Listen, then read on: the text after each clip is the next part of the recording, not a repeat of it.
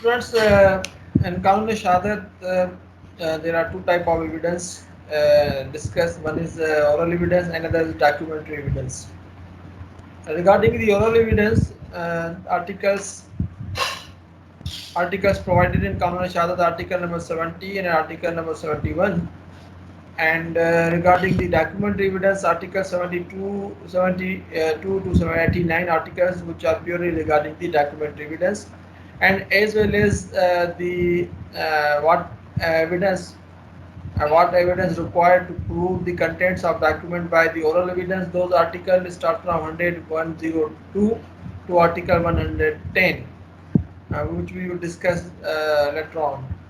So today I'm going to make you understand so how facts will be proved in the court of law. As we discussed, there are one fact which are what is the fact, any statement which made by a person that orally, that is the oral evidence, oral fact, and oral fact proved by the oral evidence must be an oral evidence. Any oral fact must be proved by the direct evidence, oral, which is the come in the knowledge in the person by the five senses.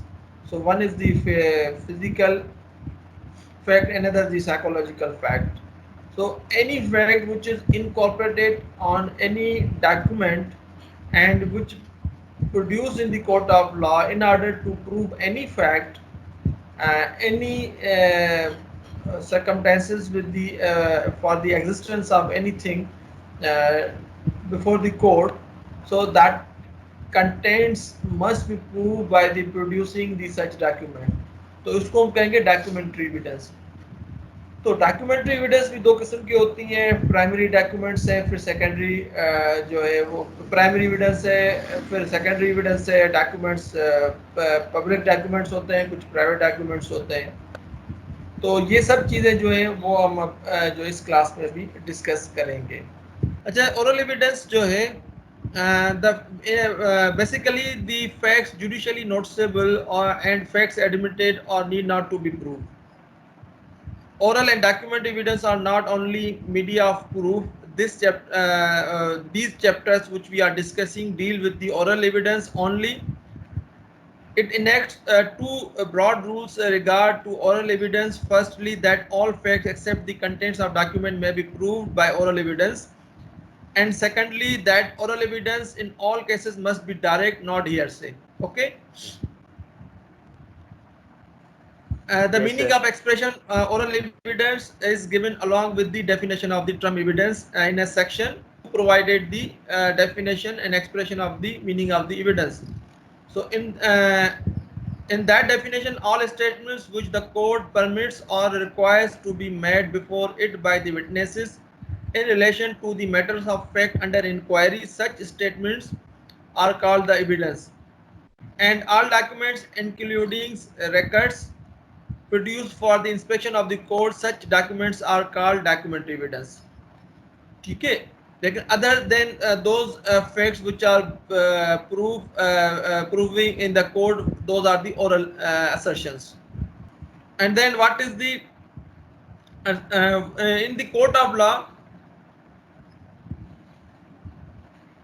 in a general, the evidence of a witness is given orally, and this means oral evidence. The expression oral evidence therefore includes the statement of witnesses before the court, which the court either permits or requires them to make.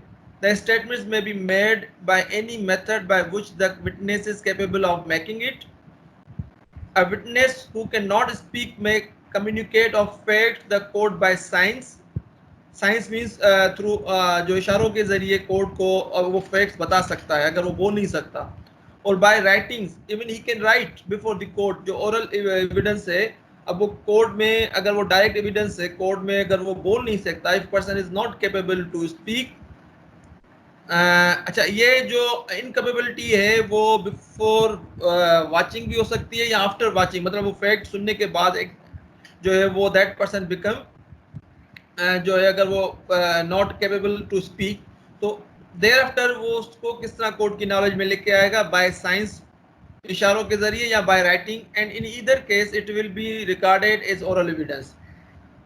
Thus, where a woman was unable to speak because her throat was cut, and she suggested that name of her assailant by the signs of the her hand that was held to be a verbal statement relevant as dying declaration.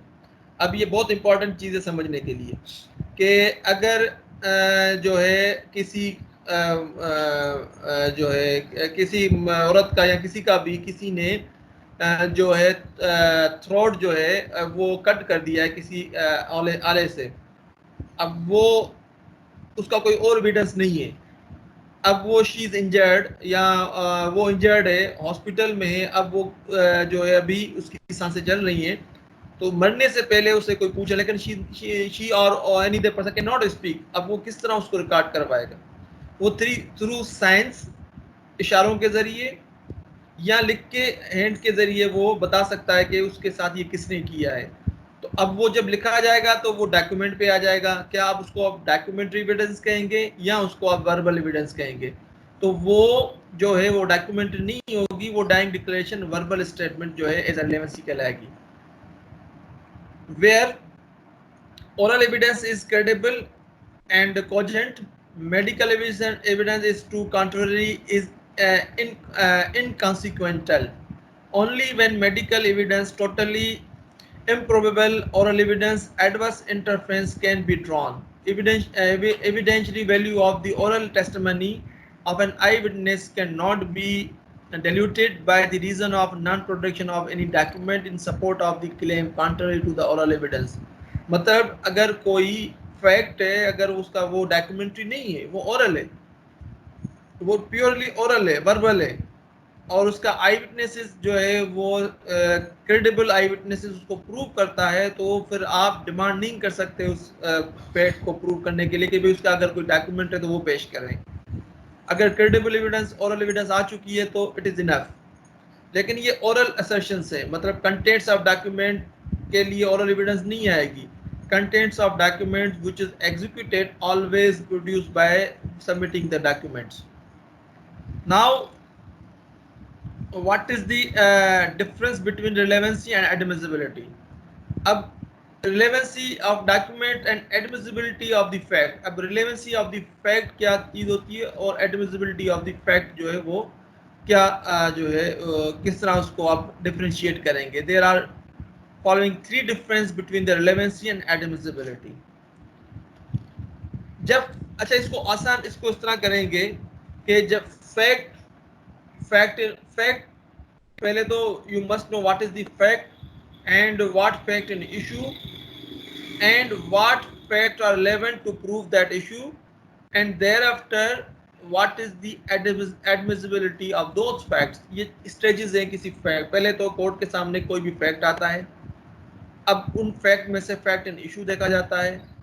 अब उस fact and issue को prove किया जाएगा through relevant facts. Fact and issue में से relevant facts निकाल के through admissible evidence से जो है वो प्रूव होते हैं. तो the first deal with the probative value of the specific facts, जिस तरह मैंने अभी बताया था. The second including artificial rules which do not profess to define probative value but yet aim at increasing or safeguarding it. लेकिन कुछ facts ऐसे होते हैं जो रिलेवेंट तो नहीं होते, प्रोबेटिव उसकी तो कोई जो है प्रोबेटिव स्पेसिफिक फैक्ट्स नहीं होते, बट दोज जो है आफ्टर एडमिटिंग आफ्टर जो है उसको जब हम देखेंगे तो that actually safeguarding those facts which are available before the court. Number third जो है covering all those rules which are rest on extrinsic policies irrespective of the probative value. तो ये तीन, there are the three जो है difference between the relevancy and admissibility. अब admissibility जो है that will depend upon the proving of the fact. जो admissibility है, जो fact admissible होता है, लेकिन इसमें एक maxima जो है वो apply होता है. Falses in false omnibus. This is the Latin word which means the maxim means false in one particular, false is all. अगर कोई एक चीज भी फॉल्स है तो वो सब जो है मतलब सब चीज फॉल्स, हर चीज को फॉल्स कर देगी.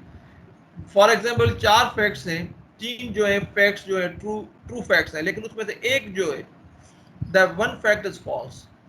So that maxima will apply. This principle will apply. If one fact is false, then all facts are false. This principle जो है is the somewhat dangerous maxim. There's always a fringe of the embroidery to a story. However, true is the main, and so what the falsehood in merely on a em- uh, embroidery that would not be enough to discredit the whole of the witness evidence, where on the other hand the falsehood relates to a major or material point that is enough to discredit the witness. कि इसका मकसद है कि तीन fact जो है वो wrong है, एक फैक्ट सही है, तो वो एक फैक्ट जो है सब पे बाकियों को डिस्क्रेडिट नहीं करेगा. लेकिन अगर तीन फैक्ट जो है ट्रुथ है, एक फॉल्स है, तो वो बाकियों को डिस्क्रेडिट कर देगा. तो this is very dangerous maxim कि अगर एक फैक्ट भी फॉल्स है तो मतलब सारे फैक्ट्स फॉल्स हो जाएंगे. Hearsay evidence, जो हम अब कह रहे थे, what is the hearsay evidence and its exclusion. The term hearsay is ambiguous and misleading as it is used to more than one scene. As Stephen says, sometimes it means whatever a person is heard say to say. Sometimes it means whatever a person declared on information given by the someone else. Sometimes it is treated as a nearly synonyms with irrelevant. So Stephen's evidence introduction, the law of evidence textbook जो है, अगर एक author है Stephen, उसका जो relevancy है that has been provided, and it's more generally accepted since the term hearsay is used to indicate that evidence which does not derive its value from the credit given to the witness himself, but which rests also on the veracity and competence of the some other persons. It is thus used in contradiction to the direct evidence. It is a derivative evidence. It is also derivative evidence.